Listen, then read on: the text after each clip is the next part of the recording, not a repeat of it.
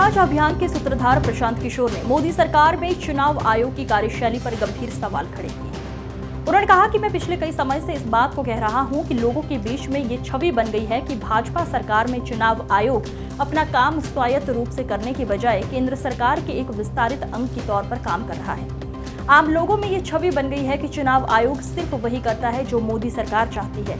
प्रशांत किशोर ने कहा कि मोदी सरकार में हर चुनाव में चुनाव आयोग की कार्यशैली, निष्पक्षता और विश्वसनीयता पर लोग सवाल उठाते रहे हैं। उन्होंने कहा केंद्र की भाजपा सरकार में चुनाव आयोग राज्यों के चुनावों में भी केंद्र सरकार के मुताबिक ही अपने निर्णय लेती है।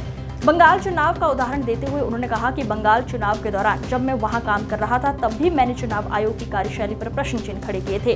उन्होंने ये पहले भी कई बार कहा और फिर से अपनी बात को दोहराते हुए कहा कि चुनाव आयोग की कार्यशैली पर उठ रहे सवाल निश्चित रूप से सही है। आयोग पे सवाल खड़ा किए हैं, सरकार का कठपुतली बताया है। एक देखिए, किस तरह देखते हैं?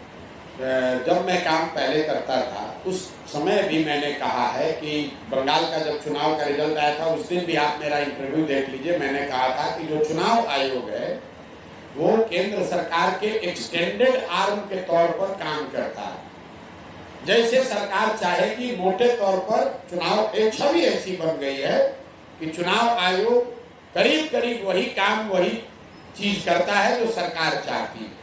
अब इस चीज को आप विदेश में जाकर कहे कि न कहे, ये राहुल गांधी का मामला है, विपक्ष के नेता का मामला है, लेकिन जहां तक जनता का, हम लोग का सवाल है, हम लोग ऐसा मानते समझते हैं कि नरेंद्र मोदी जी की सरकार में, एनडीए भाजपा की सरकार में चुनाव आयोग की विश्वसनीयता पर, उनके कार्यकलाप पर, उनकी निष्पक्षता पर बहुत बड़ा प्रश्न चिन्ह हर चुनाव में लोग उठाते रहे और उस बात में कोई दम जरूर है, बिल्कुल इस बात में दम है।